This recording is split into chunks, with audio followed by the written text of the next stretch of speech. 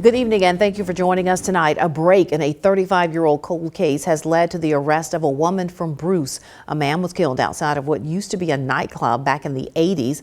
But from there, the case went cold until recently. Our Grace Brister spent the day in Calhoun County. She's joining us in the studio tonight. And Grace, this case opened up almost out of nowhere, right?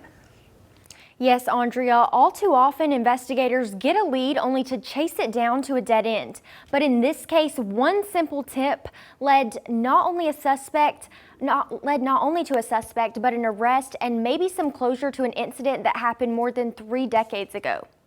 In February of 1989, James Hippie Webster was stabbed to death outside of what was then a nightclub called Baldy's. There's nothing to mark where the club once stood, and for years there was almost nothing new in the case. That changed this week when the Calhoun County Sheriff's Office announced the arrest of 55-year-old Glenda Armstrong of Bruce. So what brought this case back to the table? About 10 months ago, we were in court one day and a gentleman walked up to us and said, I need to talk to you guys for a moment. So me and my chief deputy went in and had a conversation with him, and he started giving us information. He said, all these years, I've known this and I didn't come forward, and it's just time, and I want to help you guys finally solve this. It became a cold case, and with changes in administration at the sheriff's office and the Bruce Police Department moving to a new building, it had been largely forgotten, and even the file had been misplaced. We literally had to start from scratch. There wasn't one piece of paper with any information on it. Chief Deputy Dean Pointer and Deputy Wayne Plunk worked to track down witnesses and all the vital information to take to the district attorney. We had to go out and find it. There was nothing here. Calhoun County Sheriff Greg Paulin says once people started talking, the stories began to align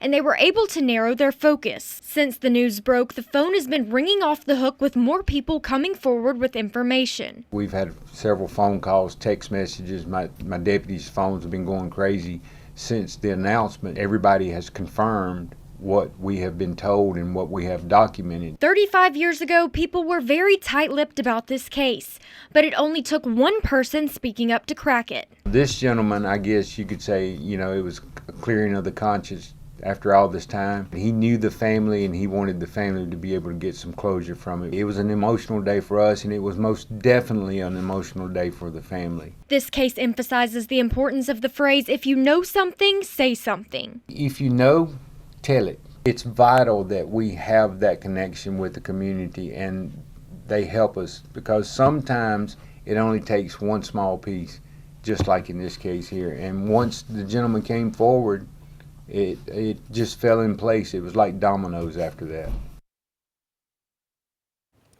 Armstrong has been charged with murder and was denied bond. The case goes before the grand jury in October.